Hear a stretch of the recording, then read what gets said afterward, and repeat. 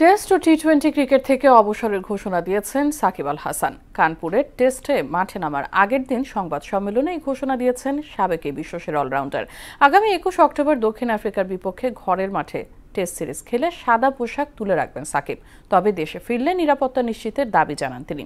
আরও জানাচ্ছেন নাসিমুল বাড়ি সৌরভ। টেস্ট ও টি-20 ক্রিকেট থেকে অবসরের ঘোষণা দিয়েছেন বাংলাদেশ জাতীয় দলের সাবেক অধিনায়ক ও বিশ্বসেরা অলরাউন্ডার সাকিব আল হাসান।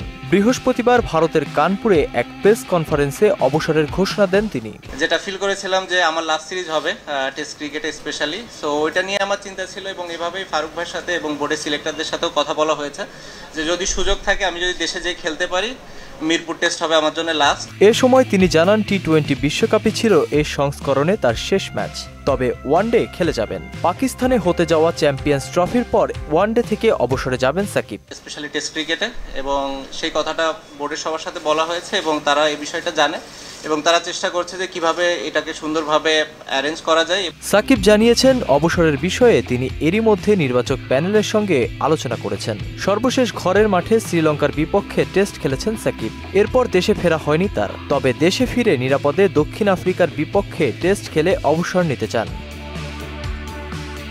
সাকিব আল হাসান ওয়েস্ট ইন্ডিজের টি-20 বিশ্বকাপে সর্বশেষ আফগানিস্তানের বিপক্ষে টি-20 খেলেছেন। ওটাই ছিল তার শেষ টি-20 ম্যাচ।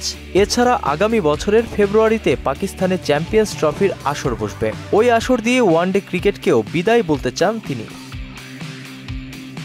সাকিব জাতীয় দলের হয়ে খেলেছেন ৭০টি টেস্ট ম্যাচ, রান করেছেন ৪,৬০০ এবং দেশের পক্ষে সর্বোচ্চ ২৪২ উইকেট নিয়েছেন। টি-20 খেলেছেন ১২৯টি। তার ব্যাট থেকে এই ফরম্যাটে ২,৫৫১ রান এসেছে এবং ১৪৯ উইকেট নিয়েছেন। নাসিমুল বাড়ি সৌরভ, মোহনা সংবাদ।